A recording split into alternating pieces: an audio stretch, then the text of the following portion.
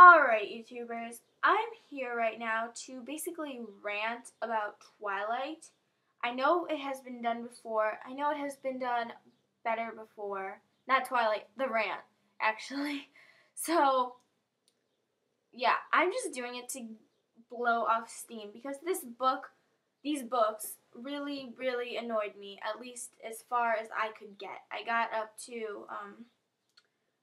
up to the middle of Eclipse, and I couldn't take it anymore. I mean, my time, I may not be the busiest person, but my time, I value it, and I do not want to spend my time reading about little sissy vampires that sparkle and shit. I don't have time for that. Because I have to admit that at first this book intrigued me. I really enjoyed Edward and Bella's relationship at first. And I was thinking, okay, now we've established that they're in love, they're a great couple, blah, blah, blah. That's great. That's interesting for about the first, half a book. Where is Stephenie Meyer gonna take us with this? Is it gonna go somewhere? And I was really excited when Edward left because Jacob came into play, even though, as I think Devin Blair said, he wasn't really developed very well before the second book. I was still really glad that Bella became closer with Jacob as it was happening, because I thought, okay, this is good. Now Stephenie Meyer's moving along, pushing along from the whole Edward and Bella being this perfect couple. He's left her now. Something's going to change. I knew he wasn't going to disappear from the story, but I was thinking, when he comes back, maybe we're going to move on now. We're going to get somewhere with their relationship. We're going to find something out. I don't know what exactly, but something's going to happen. But that didn't happen. The first 10 pages, as Bella was saving Edward from the Vulture or whatever in Italy or something, I was really excited during that part because I did want Edward to come back.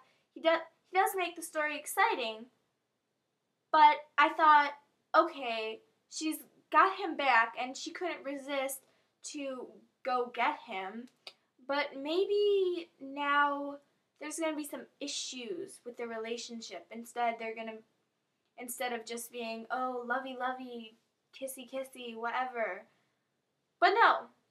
The first 5 seconds she lays her eyes on his beautiful, about to be sparkling, whatever crap Stephenie wrote about how beautiful it is, which is also annoying. I'll get to that in a second.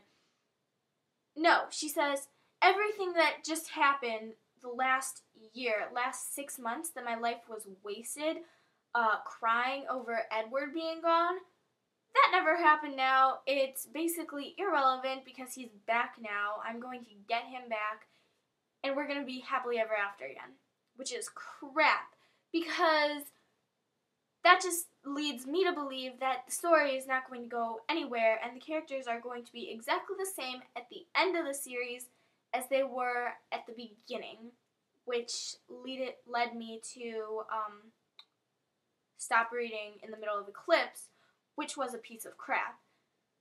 Much worse than the first 2 books, which I didn't think were that great. About Bella always whining over Edward, that really got to me, okay? She is this pathetic little being. She's a complete pathetic damsel in distress, and not even a good damsel in distress, where, you really you feel for her. She was just awful, just whiny and droning, and just made me want to puke. She's just like, oh my god, I can't live without Edward, he's the perfect one, blah, blah, blah, blah, blah, blah, blah. And I was just like, give me a break. So that really annoyed me because every other second she was saying how she wasn't good enough for Edward, which is a piece of crap, because she would be good enough for Edward if she wasn't always drooling over him.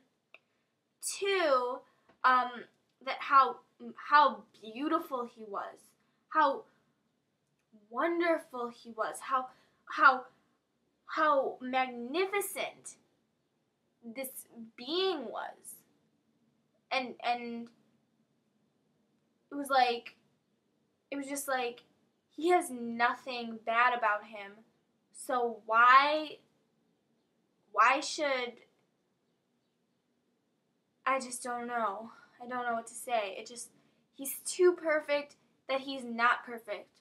And that gives him one imperfection. His perfection is his imperfection.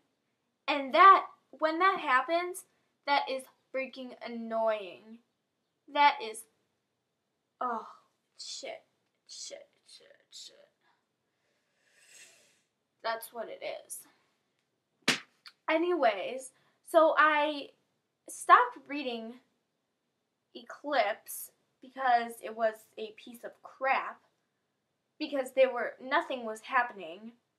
I read into the first, I gave the series a good chance. I was reluctant to even start the series because it was so popular, and that just bugs me, because people are like, oh my god, are you at that part yet?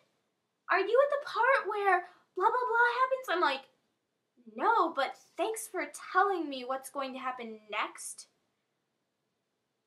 But I read it because of peer pressure, basically, from people at my school.